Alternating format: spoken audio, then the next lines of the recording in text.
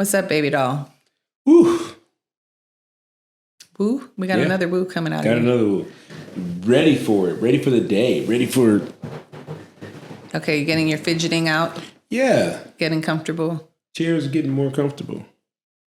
Is it? I mean, I have a Black Lives shirt on again. You do, and I have my same shirt because what we're doing here is actually a business strategy because I am, the most preeminent business coach in the United States.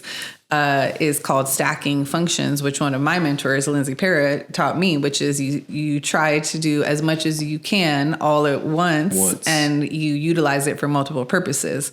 So today we are doing episode 2, but it's the same day we did episode 1. So for me, I still look cute. My hair is done. My makeup's done. My outfit's the same. But there's no shame in my game because that's how you teach people. Yep.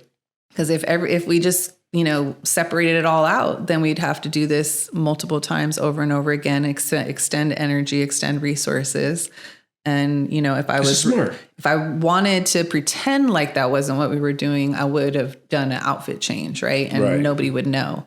But part of what we try, since we're so real, we like to keep it real. It's all about being perfectly imperfect. Let me just tell people the truth. Yep. I mean, I will have another outfit on eventually. And I think we're just going to record this episode and then be done. So the next time we do number 3 and beyond, I'll be in another outfit. We're trying to do 2 or 3 a day. At least, yeah. Okay. Well, not at least. Yes. 2 or 3 a day because we're trying to do season 1 and then go on to the holidays. And you and I are going to be able to actually have a break for once for the holidays. Wow. Can you believe it? Wow. How many episodes are we going to do? We're shooting for a 14 episode first season. Yep. 14. That's not that many. We can do this, babe. 8 days. 7 days at least. Yes. Or 7 days most. You're so good with math here. It could be 7 days. Well, with that being said, let's start this episode. Yes. And what I thought would be interesting to talk about is, because we put this beautiful coffee shop on the corner of Western and Browning, 1 block north of King. And when we started putting it up, people were like, what the heck are you doing putting it over there, right? Is this PG? You were like, what the hell? This is not PG. Oh, okay. This is not a PG podcast. Okay. This is like, what the hell? What the fuck are you doing? Yeah.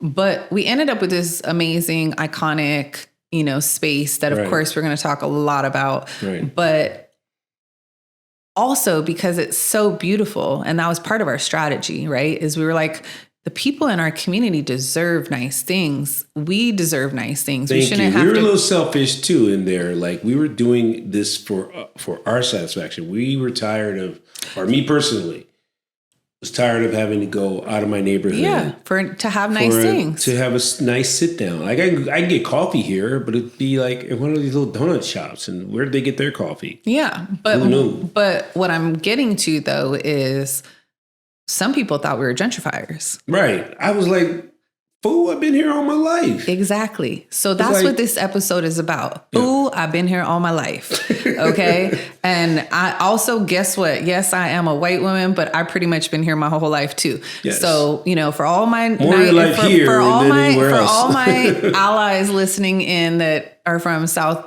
LA, South Central, before you were here, Celia was here. Thank you. Okay. So before South LA became, as we would now call, diverse, it was historically, originally back in the day, a white community that then when Black people moved in, there was white flight. Then it became this beautiful, abundant, thriving Black community that only was interrupted by the crack epidemic that was brought into the community. This is a whole nother podcast episode. But just to say, crack epidemic, then mass incarceration, police brutality, decimation of our community, then influx of the Latin population as well for different reasons. And so for a long time, it's been a primarily Black and Latin community. And now it's become much more gentrified. You don't have your Black, brown unity shirt on right now. But all of this is to say,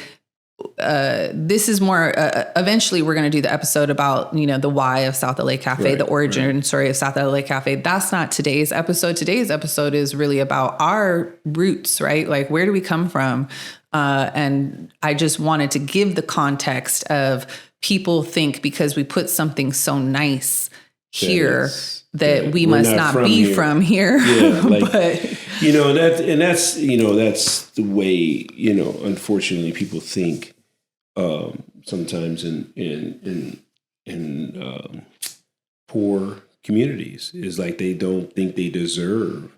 So when someone comes with something that's so fabulous, so nice, they think they're from outside. They can't. And let's just unpack what you said, because it's not necessarily that people think they don't deserve. It's that has been how their experience that they've had is they've been treated like they don't deserve anything. They've also been disinvested in. So you have a community that nobody has cared about, that has not been given resources, that has been systematically under-resourced, and then there becomes this like subconscious programming of that's normal. So many people, every time when they walked in, they were like, "You did all this over here?"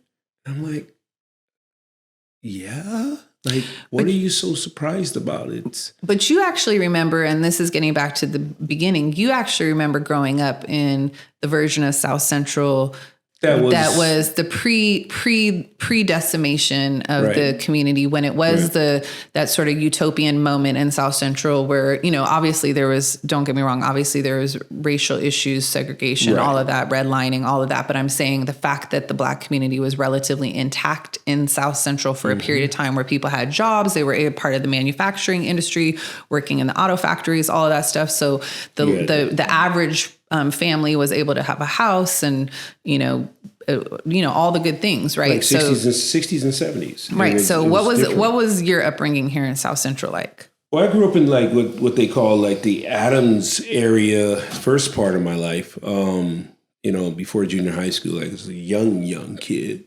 popping from the apartment to apartment in that area. With who? Which is like Adam. No, I'm saying with who? Tell about like your family dynamic. My mom and three sisters, and a stepdad or two in the mix too. Right. But to not go into all the absolute details of that, but those areas that area was nice to me. Like it, believe it or not, we have an occasional drive-by, but it didn't feel unsafe, if that makes sense.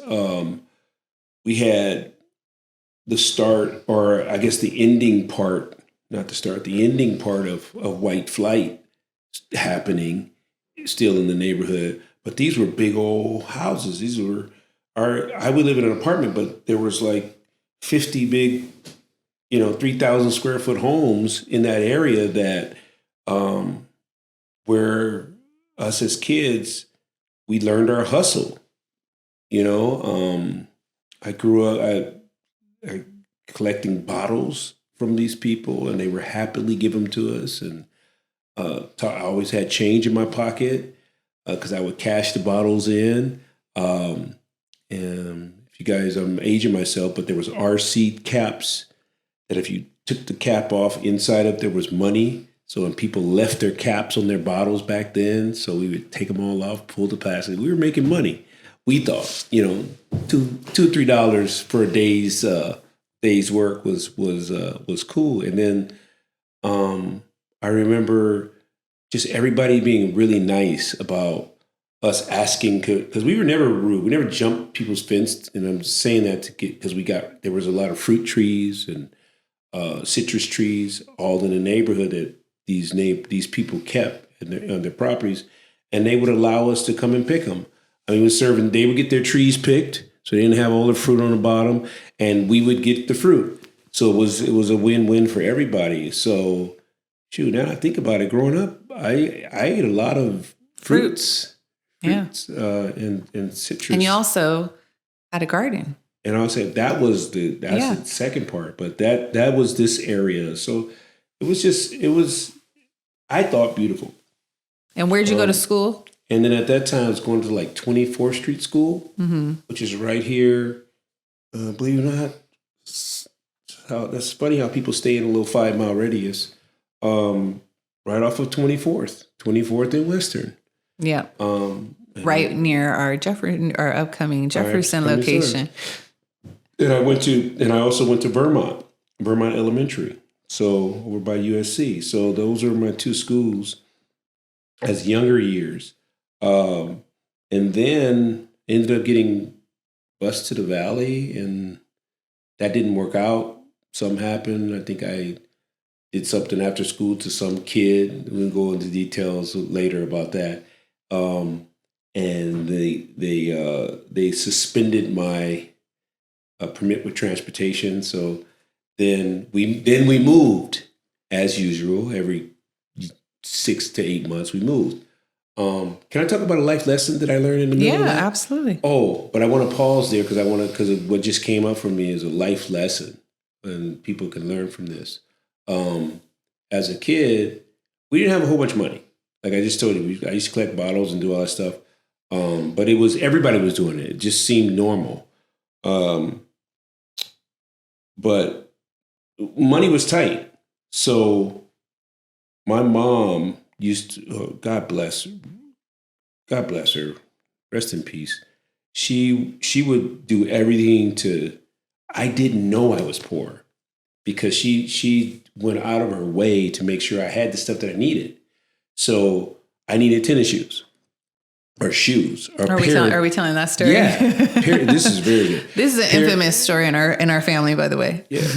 Pair of shoes for the summer, because you have your dress shoes, your tennis shoes, and your house shoes. And probably. we even have house shoes. You please wear your socks. When they talk about those cup and saucer, we're like, what's a saucer? You have a cup on the table. But anyway. That's why you didn't get that answer right on the SAT. It was culturally biased. Yeah. Yeah, exactly. Is it on the SAT? I'm joking, because that's the kind of questions and stuff they have on the SAT. Like they, will be like horses to polo. Like, people are like, what's polo? Sure. Yeah. No. Anyway, so it was like, you got a pair of shoes. So my mom took me to the store, and then we were at the store, and back then, I'm going to go ahead and name them. They were Pro Kids. Pro Kids got a little love right now. They're hip now. Okay, they got little hearts on them. They're selling them for all kind of money now. But back then, Pro Kids was the cheapest shoes on the planet. They'd fall apart. But my mom said, you can get 2 pair of the Pro Kids. That way you tear up one, you have another to replace it, and it'll last the summer. And I was stuck on the Chuck Taylors, sky blue Chuck Taylors. I was stuck on them. And I said, God, this is a life lesson. I said, Mom, I really want those Chuck Taylors. So I got the Chuck Taylors. Okay. And wouldn't you have it, as life would have it, less than 2 weeks later, these are my summer shoes now. I have my dress shoes at home. These are my summer shoes. I'm hopping a fence, and they don't make shoes the way they don't make shoes. They make them different now. They're better now. Back then, if you get a rip in a shoe, that rip would just continue to grow. So long story short, I'm hopping over the fence. I get a little tear on the shoes, and now I'm playing baseball, football, basketball in these shoes. So every time I have a game, every time I play, the rip was getting bigger and bigger. And before you knew it, I was out of the shoe, and I had one shoe. And my mother is like, I'm not getting you another pair of shoes. And I guess nowadays you could have just taken them back, but we weren't doing that back then. And so I'm stuck. So what do? It's still the beginning of the summer. I'm only a couple weeks into the summer. I got to last the whole summer. So so I start wearing my dress shoes, my Sunday shoes. Oh no. Yeah. in everything, playing basketball, playing sports. You don't care. Back then, there was 5 other people wearing the same way. We just had a pair of shoes. So, can you imagine playing ball in dress shoes? It was and everything funny. sweating. No, but it wasn't. It was you're a kid. You didn't have blisters. Just change your socks. So those wore out. So now, what I had left, my mother was very stylish with stuff. Anyway, we didn't have separate rain boots. We had these flip things that went over your shoes when it rained. Right. So you slide them on. You slide them on over the shoes. So imagine 90 degrees weather. Told you, dress shoes are gone. Now I'm wearing those. Oh my goodness. Because my mother is not, she is not getting me another pair of shoes. And now, I'm at the end of the summer and I'm walking around and playing in these shoes. I remember that summer, it was the worst. But from that, it's probably why I got 100 pair of shoes now. I know, you definitely have a shoe addiction. But the lesson is, don't always go for the big shiny thing. Go what's more that more practical or that can last you. Have a backup, But me, I went for the shiny. But you know what? I feel like you're an entrepreneur, and let me just say it. Let me just say lessons. I'm not talking about an entrepreneur. You don't even let me reflect on your story. You got to listen. No, I'm going to let you reflect. Okay. So what I heard or my reflection to you is, you are definitely a born and bred entrepreneur. You are the archetype of the visionary CEO is you. And so I'm just saying your disposition is one of more of a risk taker. Give me the best. And is that your punchline? I went for it. What does that mean to you when I'm saying you're an entrepreneur and you're a visionary CEO and you say, give me the best? What does that mean? Because I thought you were talking about that's why it led to all of this. Is because I want the best. I want to strive for it. Give me the best. Well, that's what it resonated with you. But yes. Yeah, okay. Well, I guess I'll take that as what I was saying. But that wasn't really where I was going with it. I was going with that you are just more of a risk taker by nature. So I'm saying in those 2 options, you went with what you wanted. Because you didn't want the not so cool shoes, you wanted the cooler shoes. And I won't tear them up, but that's still who you are. Yeah. All these years later is all I'm trying to say, is that that's part of what serves you well in that moment. Because when I hear you saying the lesson learned was be practical, get the other 2 shoes, I'm sort of like, that's not necessarily who you are. Like that's just not. Clearly. Even now, that's not who you are. So there's a part of you that maybe wishes that was, because obviously that story has meant a lot to you, because I've heard that story, and in a lot of different environments, that story really means something to you. So I think that, do you feel like you wish that you were more practical? No, I'm just saying that if you're getting something from the story, and if young people listening, think about it's more of a planning. It's more of a, I don't need to think about the fact that if you have this one, golly, now that I tell this story, and I've been telling this story for your whole life, my whole life, 40 years, at least 26 that I've been with you. Now that we break it down like that, I really don't know if I want to give that message anymore. Right. Because it's changed and people change. Right. And that's weird. Right. That's the first time I ever, on this podcast. There you go. You see, people change, people evolve, people. Wow, because I can see how people would get the message, which I don't want people to have, now that I think about it, is to be safe. So this is one of the things I love about you. Wow. I just want to say, this is one of the things I love about you is you're always growing. And I love about our relationship is, there's a lot of different aspects of our relationship, but this is one of the... But I've told that story a million times. You never said that. Or you could say, wow, Celia, thank you for pulling No, I'm hearing that now. Me. I'm saying you never have, you let me tell that story. Not let me. have heard that story the same way I heard it. And it was a lesson that we were giving to people. But then I bet you those people were going like, but you're not like that. The times you told the story before, it wasn't about the lesson.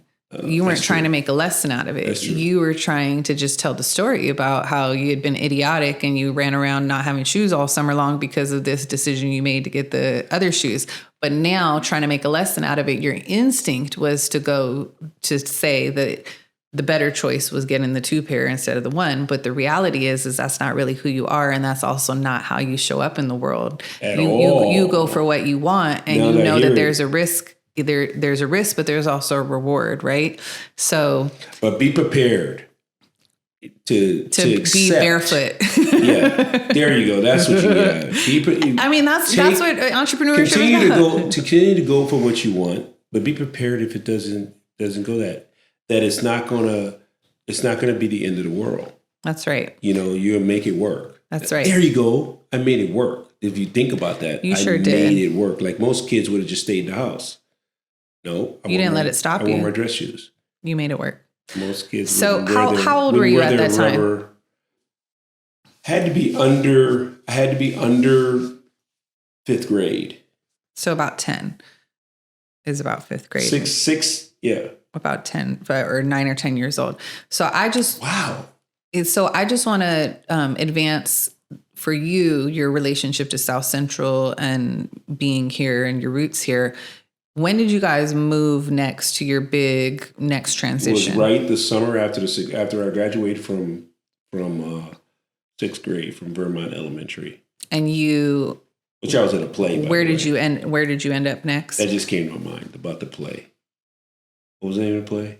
I don't know. When you're a jet all the way. Oh, what's that called? Love Story or West Side Story. West Side Story. Yeah. That's the play you were in, and another story that gets told many times. you know one song. That rolled. When you're a jet all the way to your last cigarette. Or your last dying day. When you're a jet, let them do what they can. You got brothers around. You're a family man.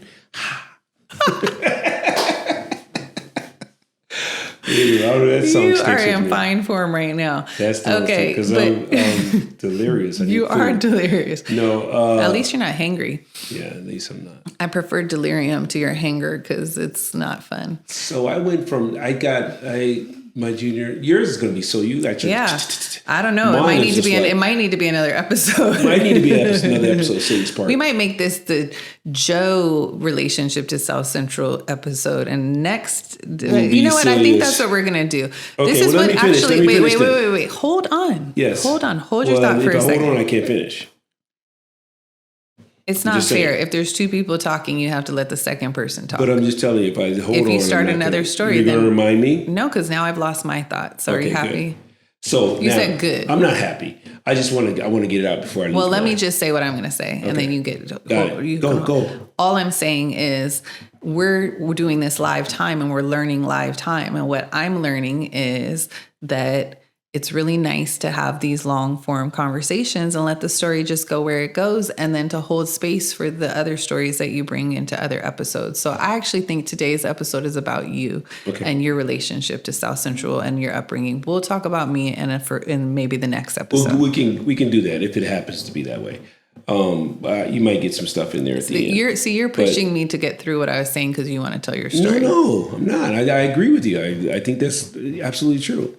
But I am ready to tell my thing. Clearly. Okay. So anyway, I moved from there, and now I'm in junior high school, and that's right. We moved to a house. Craziness.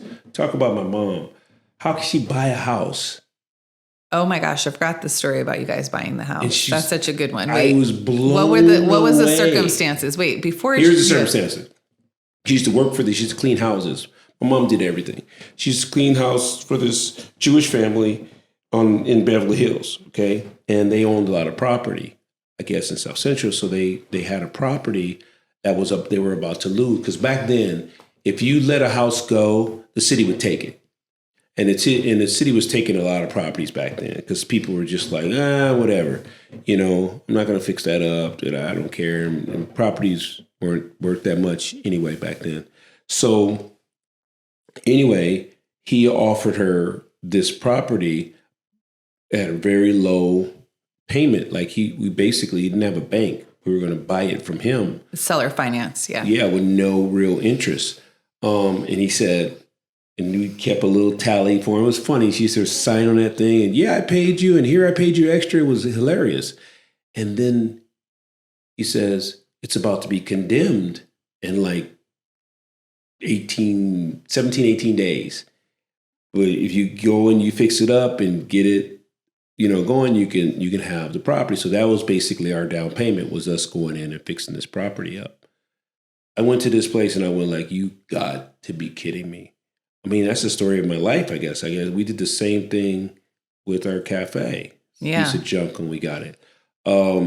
So anyway, weeds everywhere. So we said, okay, and went for it. We cleaned the yard first.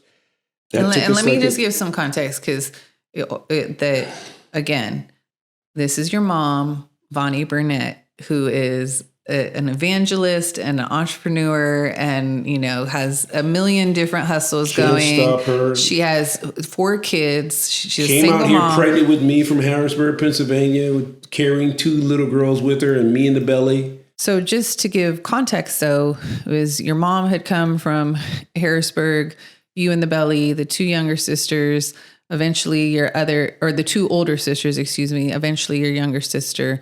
But what I was just trying to say is Vonnie is at this time, is this amazing matriarch. She has this crazy work ethic. You're the only son. You're the only boy. You're essentially the man of the house at a very early age.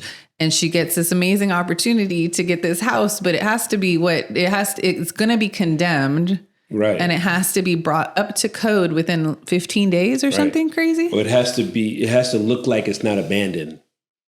Okay, which is hard to do.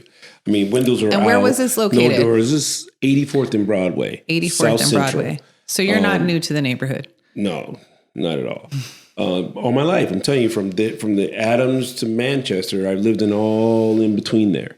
But this was our land. This was our home. This was actually an opportunity. And I didn't understand it as a kid. I do now. But my mom bought a home. Like, that's crazy. For people in her position, like, don't get those opportunities. Anyway, she did. And we had, like I said, 18 days to get this thing before they were coming back out for another inspection. And we did it. I mean, we borrowed wood from other abandoned houses. And toilets. And, all the little parts and pieces that we need to make this thing. We didn't have any money. And I say borrow because we felt terrible about, other abandoned buildings, but they were being closed out and torn down anyway. And this is the house, though, where you ended up making the garden in the backyard, right? It didn't have a garage. You had a big backyard. I got pictures of that. And so I ate so healthy and didn't even realize it as a kid. We grew what we ate. You ate what you grew. We grew what we ate. Both. I guess it goes both ways. So that's a heck of a story. I mean, I was a farmer in the middle of the city. Urban farming. Organic. I remember the corn. The corn was always a battle between me and the bug, because we didn't use any pesticides. So we got very what do you call it? What is it called nowadays? Organic. Yeah, mm-hmm. We had organic food before organic food was popular. Broccoli, corn, lettuce, tomatoes, tons of tomatoes. We were always fixing salads from our garden. We had greens, collard greens. We had collard greens almost every day from our garden. And I did the garden. And that's a whole nother story. But you did the garden, and that is an important. Yeah, everybody helped us. And it's important to say that because to this day, you have a green thumb, right? And you love being in the garden. It's your happy place. When I asked you the other day what you see for our future and what's an activity that we could start doing together, right? I said, what's a new thing we could pick up and start doing together? You said, how about we get into gardening, right? Wow. I don't know if you remember that, but I remember. I remember. But still to this day, like anytime you can go out and put your hands in the soil, even a day before we came here, you were cutting the hedges at home, like you're both putting the house together, but also the gardening. It's like, I call you like Joe Guyver, I always joke, because it's like, you're that guy, you're that fix it guy, you're that handy guy. You even said, because you're working on opening up Jefferson and, you spent the whole day getting ready for our inspection over there. And you said one of our employees who knows you very well in a lot of different capacities came over and he was just blown away by, man, Joe, I never even knew you were like capable of all this. Cause you're like, you got the drill bit, you got the tape, you got the measuring tape, you're doing all the things. So I just think it's really great to talk about people's origin stories and where they came from, because you start to see the patterns. Like part of what I envision about this podcast is I'm peeling a lot of the layers, because people see us in the capacity that they know us from the cafe, right, and they think that we're like this overnight, success, or like now they're the CEOs, and that we just like tried something and it worked, right? Versus being like, no, actually, these are themes from our entire lives that have been stuff we've been working on, learning, improving on, making mistakes, all of that. And now, of course, we're bringing all the pieces together. I think that's why you and I feel so fulfilled at this moment in terms of our work. Of course, we're exhausted and it's a lot right now, but in general, we love it so much because it's sort of that dream come true of like, oh my gosh, grew up as a like youth minister, and now I get to be in my corner with my people, and I'm praising with them, and I'm uplifting and inspiring them. And, I was in my garden and now I got to be over on the corner and I'm made a beautiful green space in the middle of, this concrete jungle, as they would say, so I just planted trees in the ground. Yeah. By the way, we're going to get them trimmed this weekend. Okay. Good to know. Yeah. So I think that for me, knowing your story, I think one of the more other pivotal moments is sort of at some point you're part of the generation that got bussed out of South Central because the concept being that it was like better for you to get out of the neighborhood. Craziness. This is crazy, you folks. Like I was doing very well in junior high school. I ended up going to Bethune Junior High School when we moved there. And kids, I walked to school. 1.5 miles every day, 2 miles. I walked to school and ran home. No, to Bethune Junior High School, and was top of my class all the time, like in the top. So I'm scheduled to go to Fremont High School, and back then Fremont High School was pretty good, except for the drive-bys every day. It was pretty good academic school. It was okay. So I was set to do it with all my friends, Eric Davis, Fred Small, Dexter, I can go on, Aaron Montgomery, Ricky, all these guys. We played together at junior high. Playing basketball together. Basketball, football. We did everything together. And even tennis at Bethune High, junior high, and swimming. Yes, you were. Learned how to swim. They had a swimming pool in a Black community, which was unheard of, except for the fact that it was white before, it was a white flight. Right. Now we have a pool at junior high school, which is crazy. So benefits, ran track, did all that. And so I was looking forward to just growing up with my kids that I grew up with. Finally had a house and we weren't moving around anymore. So I had some stability. I had structure. I had friends that I was going to have for a lifetime. And you were a budding athletic star in basketball. So, and that was a basketball school. It was either that or Crenshaw. So I end up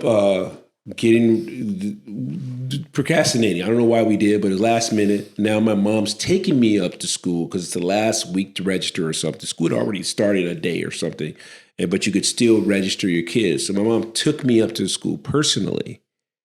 And wouldn't you have it, the damn day that my mom comes up there with me and shows up, a girl gets stabbed in the chest. Right down the hall from us. Like in what world does that happen? The timing like that? Well, it happened because of this. Man, I told you about that PWT program, right? I had already gotten in trouble and kicked out of that as a kid. So was no chance. It was usually a waiting list for about a year to get on it. So my mom said, my kid's not going here. We getting you back on that, on that bus. Just in her mind, it just felt safer to her. She didn't realize she was putting me, in a racist hostile environment. She didn't realize that. She just thought it was safer. And so, basically, the PWT program was great, but it was taking the cream of the crop kids, I felt, because of safety issues, the parents thought, taking the cream of the crop and taking them out to an environment that wasn't ready for them and they weren't ready for. And I'll give you an example. At my first class, I get here. My mom ended up getting. And where'd you end up going? Monroe High School. My mom ended up being able to get a permit for transportation that day. We went down to the school board, and she was raising all kind of sand, and she left there with the papers, and I had a school that was assigned, and the bus the next day, 6:15 in the morning or something, whatever it was, some crazy hour. I was already mad. So now I'm on my way to the bus, and I'm going to make the best of it. That's just who I was. I'm over it. This is my mom and family decision. I'm going. So I get out there, and I remember my classes, and they started right away. Usually you felt like it was a ramp up school year. It was a right away. The books were given out, assignments were given out. I was culture shock. And I remember in one of the classes they'd taken a lecture, and this teacher must have been copying off whatever that movie was, where you write with one hand and erase with the other in lecture. I'm going, lecture? What is lecture? So you took this kid that was test well and did pretty good to now, we weren't taking notes yet. I didn't know what a lecture was. I thought, you just get the book and learn. So basically, here I am, straight A student. All of a sudden, I'm in a struggle. I caught on, but it's just, you put kids in those environments. So school became harder for me. You know what I mean? It wasn't fun. And then I lost all my friends because here I am at the school, despite all the fact that it was hard for me. I'm coming back home late at night, because I'm still playing sports. So I'm coming home 8:30, 9 o'clock at night after practice. My friends are in bed, getting ready for the next day. And it's dark. So I had no time to hang out with my friends after school, like every normal kid had. So I lost all that. PWT program, great on paper, but back then you were snatching kids. And I think it's part of the problem that happened with the inner city schools, because you took all the good kids out of those schools and you left room for the riffraff. Because LA Unified, they'd still need the numbers. So instead of those kids not having space for them, now they had space. So you took those schools down.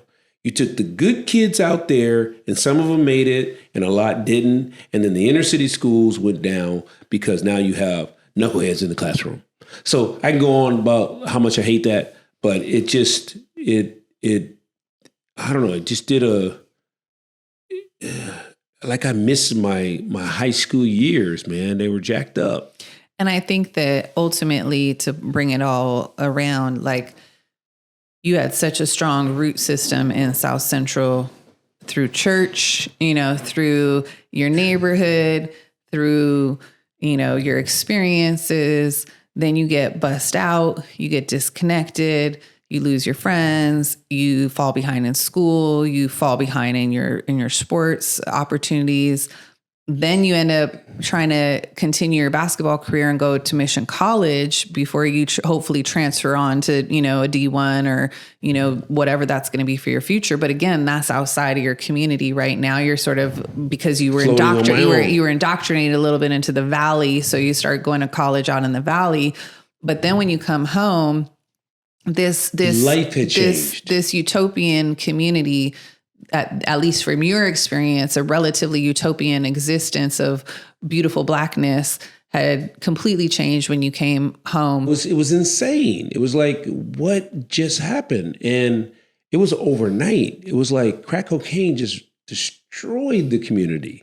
Well, and just to give context, because those are who are from here, and this is about a love story about South Central and about how we're actually rooted and from here. Right. And so we don't want to end this episode on, the decimation of the community through crack. But what we are trying to say is that crack was systematically introduced into South Central and in a very fast form dismantled it, and also led to, mass incarceration. And, so either people were on drugs or people were, ending up in jail or dead and all of that.